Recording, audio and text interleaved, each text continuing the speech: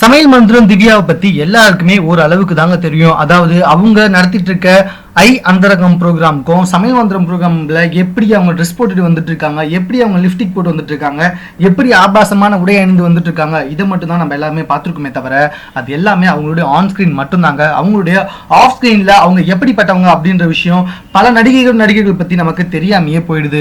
சமையல் மந்திரம் ப்ரோக்ராமை தொகுத்து வழங்கிட்டு இருக்கிறதுனால திவ்யா அவர்கள் கெட்டவங்க அப்படின்ற அர்த்தமே கிடையாதுங்க. அவங்கள பற்றி இன்னொரு முகம் எல்லாருக்குமே தெரிஞ்சா நம்ம எல்லாருக்குமே மெய் சிலிர்ப்பூட்டுற மாதிரி இருக்கும்னா பார்த்துக்கோங்க. ஆமாங்க, அவங்களுடைய இன்னொரு முகத்தை பத்தி நம்ம இந்த வீடியோல பார்க்கலாம். அதாவது அவங்க பல சமூக சேவைகள் செய்து வந்துட்டு இருக்காங்க. அதுல ஒண்ணுதான் அந்த அந்தரங்கம் ப்ரோக்ராமும். ஆமாங்க, சமுதாயத்தில் பல பேருக்கு செக்ஸ் பற்றிய விழிப்புணர்வு ஏற்படுத்துவதற்காகத்தான் அந்தரங்கம் ப்ரோக்ராம் நான் நடத்தி வந்தேன் அப்படின்னு ரொம்பவே ஓப்பனா பேசியிருக்காங்க பல இடத்துல நம்மளுடைய திவ்யா. அது மட்டும் இல்லைங்க, அவங்க பல எஜுகேஷன் ட்ரஸ்ட்டுகளையும் பல சோசியல் நிறுவனங்களையும் நிர்வகித்து வந்துட்டு இருக்காங்க. இதன் மூலம் குறைந்தபட்சம் 500 ஏழை குழந்தைகளையாவது படிக்க வைக்க வேண்டும் என்பதுதான் அவங்களுடைய ஒரு மிகப்பெரிய நோக்கமாக இருந்து வந்துட்டு இருக்கா. அது மட்டும் இல்ல, தற்போது பல என்ஜிஓக்களுக்கு அவங்களால முடிஞ்ச டொனேஷன் கொடுத்து வந்துட்டு இருக்காங்க. பல ஏழை எளிய மக்களுக்கு அறுவை சிகிச்சைகளுக்கு தேவையான உதவிகளையும் செய்து வந்துட்டு இருக்காங்க. அது மட்டும் இல்ல, படிப்பறிவு இல்லாத குழந்தைகளுக்கு படிப்பு வசதியும் மேலும் ஏழைகளுக்கு தேவையான மருத்துவ வசதிகளையும் செய்து கொடுப்பதுதான் அந்த ட்ரஸ்டோட நோக்கமாகவே இருந்து வந்துட்டு இருக்கு.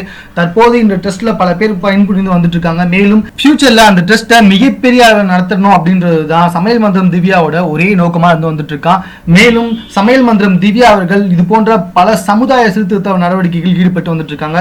இவங்க கிட்ட பிரபல தொலைக்காட்சி நிறுவனம் பேட்டி அளித்த போது அதுல பாலியல் கொடுமைகள் பற்றி உங்களுடைய கருத்துக்கள் என்ன அப்படின்னு சொல்லி கேட்டப்ப, பாலியல் கொடுமைகளில் ஈடுபடுவர்களை நடு ரோட்ல நிக்க வச்சு சுடணும், அப்படி சுட்டாதான் அவன் அந்த பயத்துல மறுபடியும் அந்த தப்பை செய்ய மாட்டான், அப்படி இல்லைன்னா 2-3 வருஷம் தானே அப்படின்னு சொல்லிட்டு மறுபடியும் வெளியே வந்து வேற யாரையாவது பாலியல் வன்கொடுமைக்கு ஈடாக்கப்படுவான். தமிழகத்துல 3-6 வயது குழந்தைகள் எல்லாம் பாலியல் வன்கொடுமைக்கு ஆளாக்கப்படுவது ரொம்பவே கஷ்டமான விஷயமா இருக்கு அப்படின்னு அவங்க மனமுருகி பயங்கர கோபமாவும் பேசியிருக்காங்கன்னா பாத்துக்கோங்க. மேலும் இது போன்ற செய்திகளை உடனுக்குடன் தெரிந்து கொள்வதற்கு, உங்களுடைய செலிபிரிட்டிஸை பத்தின பின்முகத்தை தெரிந்து கொள்வதற்கு எங்களோட சேனலை சப்ஸ்கிரைப் பண்ணுங்க. இந்த வீடியோ பிடிச்சிருந்தா லைக் பண்ணுங்க. உங்க கமெண்ட்ஸ் எதுவும் அந்த அளவுக்கு எங்க கூட ஷேர் பண்ணிக்கோங்க. தேங்க்யூ.